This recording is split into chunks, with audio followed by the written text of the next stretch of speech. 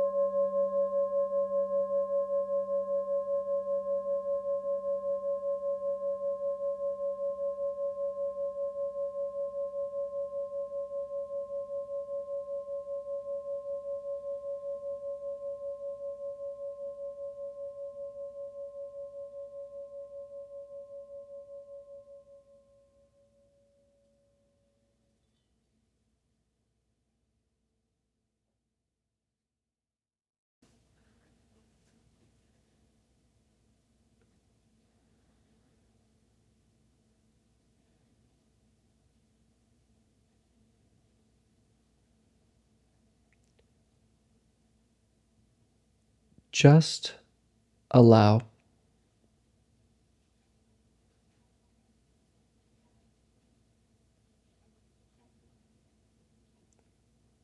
What you hear, what you feel, whatever's happening, inside and out. Let it happen.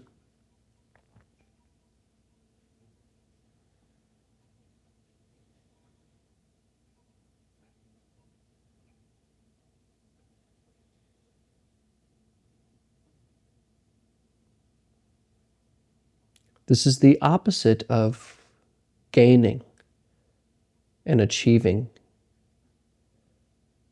or controlling. Rather, we let things happen as they want to. We just get out of the way for no reason at all.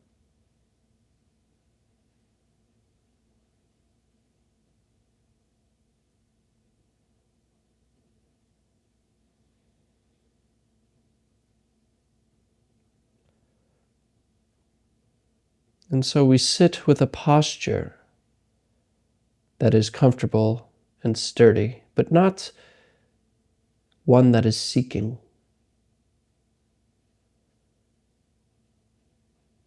not forcing our body in any way.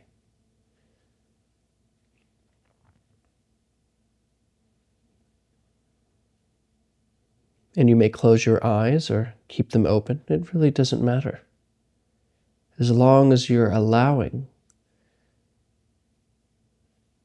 this moment.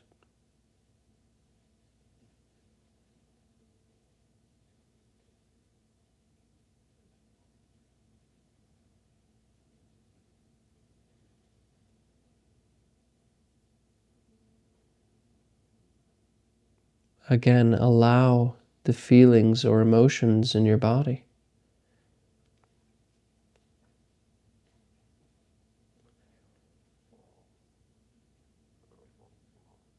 Allow the various sounds that may be irritating or pleasant.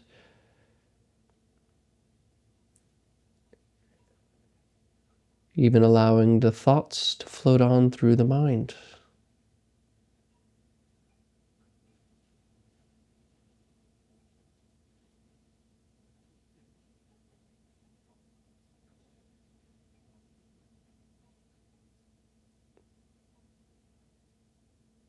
And simply notice what happens, what unfolds when you really let go and allow things to be just as they are, here and now.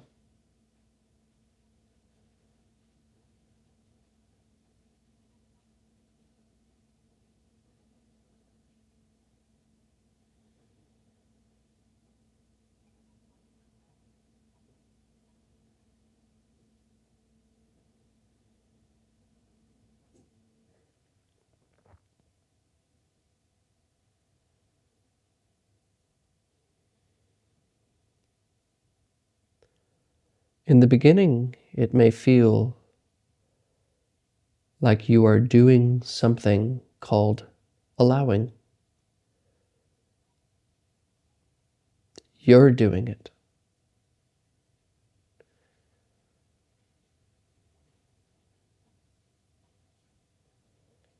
But notice, do you have to try to be awake, or rather aware?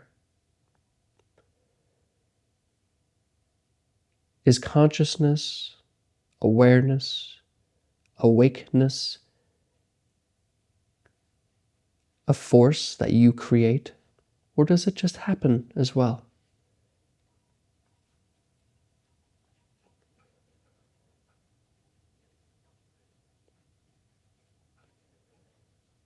Without any effort, you can hear my voice. Because awareness isn't choosy. Awareness is already allowing.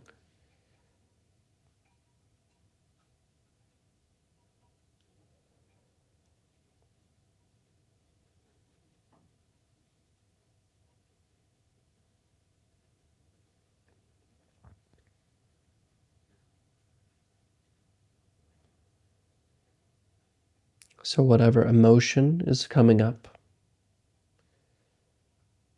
whatever thought that goes through the head, there's no effort to be aware of it. It just happens.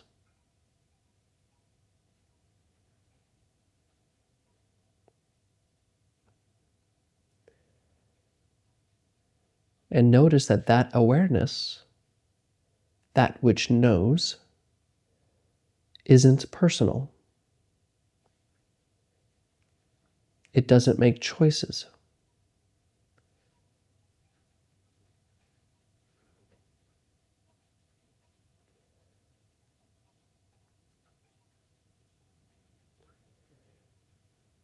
Rest as that.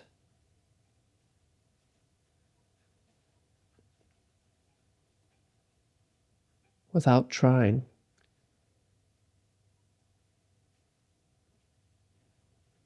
There is experience. A knowing of experience.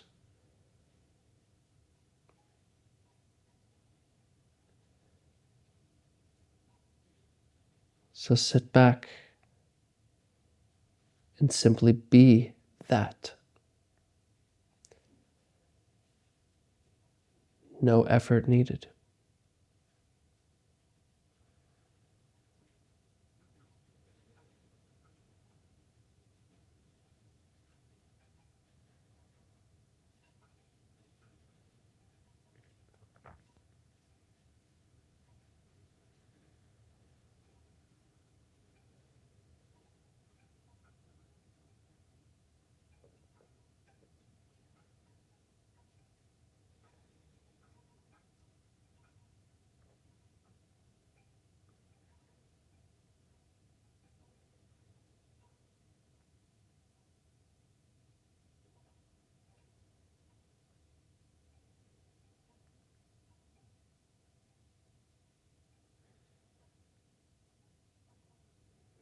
And of course, you may notice thinking arising, and it may take over.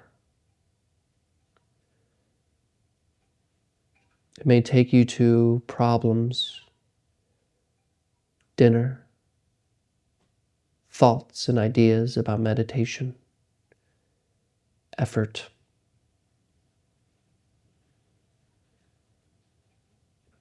And this is okay. This is just thinking. And when this arises and captures your attention, reflect. There is something that notices thoughts arising.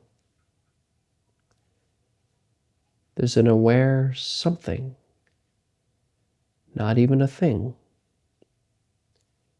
that is present that is choiceless, that notices everything.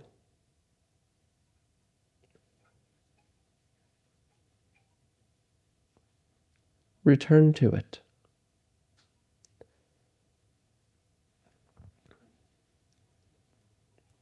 Not a thing to think about, not even something you can write down.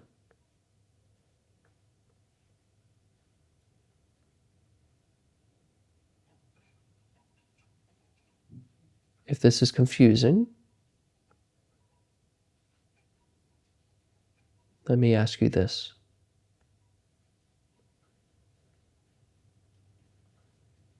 Are you aware right now?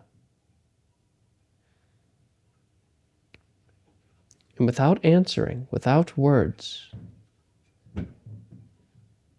how do you know?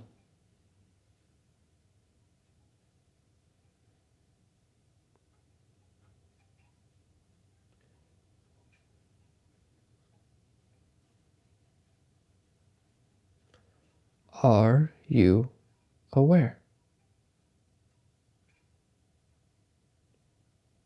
Without effort, this answer is absolutely obvious.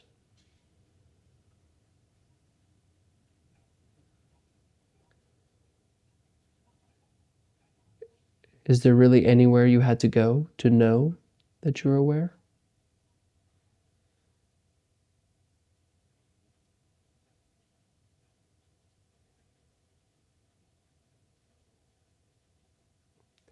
Remain as awareness. That with no center.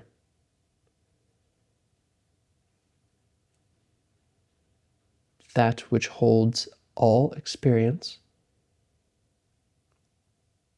and is unaffected.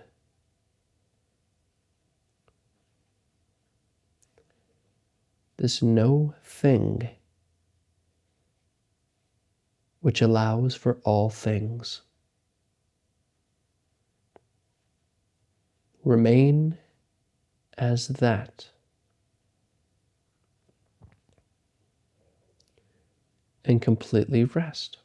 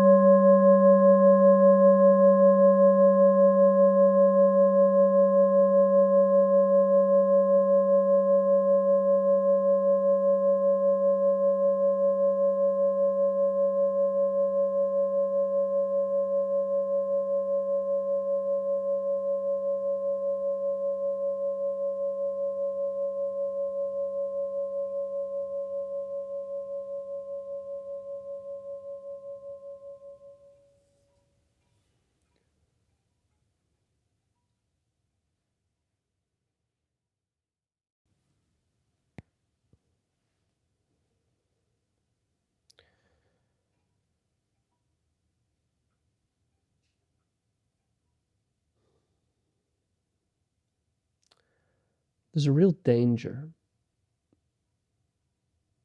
about talking about this,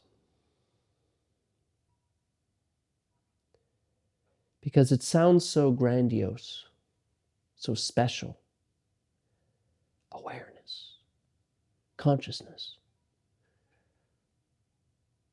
And the moment these words about trying to describe the experience or try to direct one to the simplicity of this experience, it seems like some otherly thing to gain, some sort of special spiritual state that can be achieved. And so you see these people, no offense if you're one of them, who put on the spiritual outfits. They got beads, they got and they don't use them, or they have they talk in spiritual words about trying very, very hard to just remove the word I from all of their sentences, or trying to be this real spiritual person who's always staring at you like this, like, oh yeah, oh. You know those people who put on a spiritual ego and think that that's it? It's a real mistake, and it's really easy to fall into. Because our minds are always looking for the next identity, always looking for the next thing to take up as the thing that's finally going to make me one up on the universe. And so I always almost cringe when I use words like awareness, consciousness, oneness. These things sound so grandiose, so amazing, when in reality it's as simple as this. You can go on the street and ask anyone, are you aware? Like, it's so simple. Are you aware right now? And then somebody may look at you like, well, yeah, duh, right? That's it. We just don't know. We're just not clear about what that is. We just say, well, yeah, I'm aware clearly. And it's literally that obvious, which is why a lot of teachers, a lot of people in the past will say, the answer that you seek is the most obvious thing. It is the most present. It's closer than your own nose. It's not even a distance from you. It is you. But we take that and it sounds like, oh, there's something I got to achieve. There's something special that's right here. And and it's just this simple fact. Are you aware? Yes. How do you know? Stay there. The moment a word shows up, the moment we talk and try to contemplate, that's just thinking. That's just trying to grasp it, create it, throw it into a box, make it a thing, make an identity out of it. You don't need that.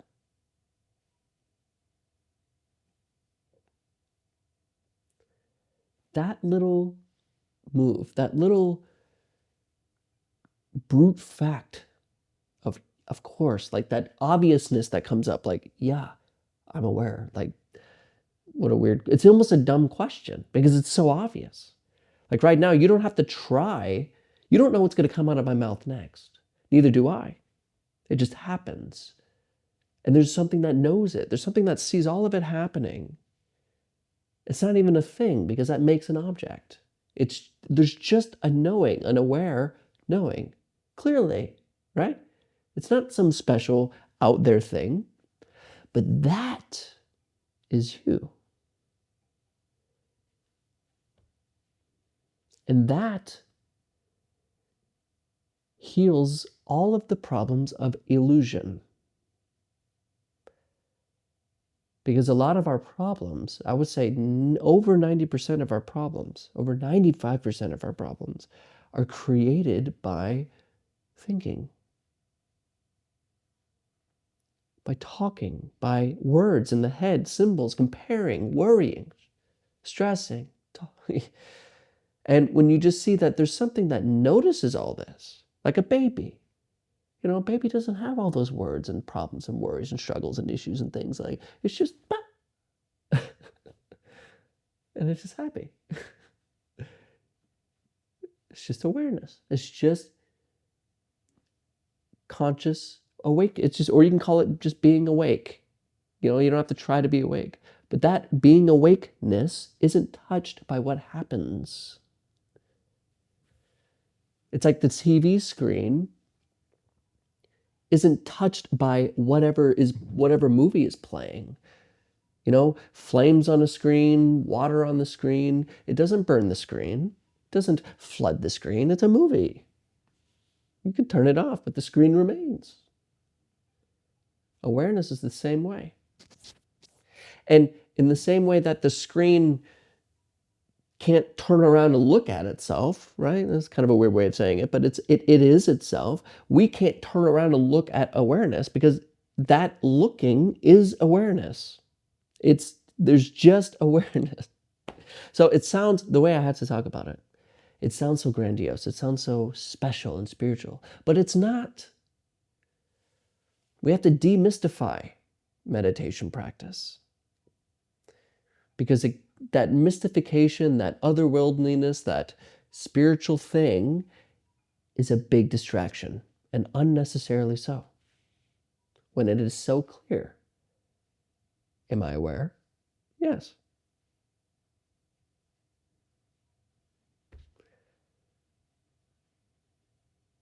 But it does require, weirdly, practice because we don't know it.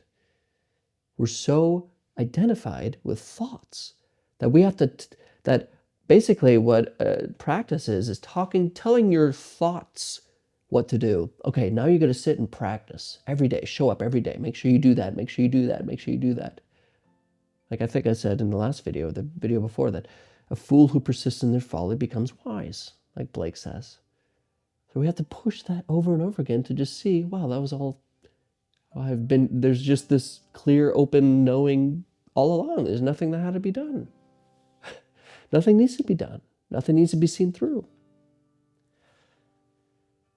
So be careful.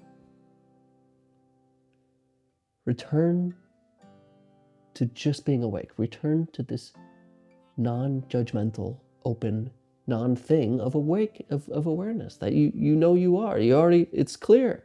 It's just as obvious as, yes, I know I'm aware. Just return to that. You can call it practice. You can just call it you.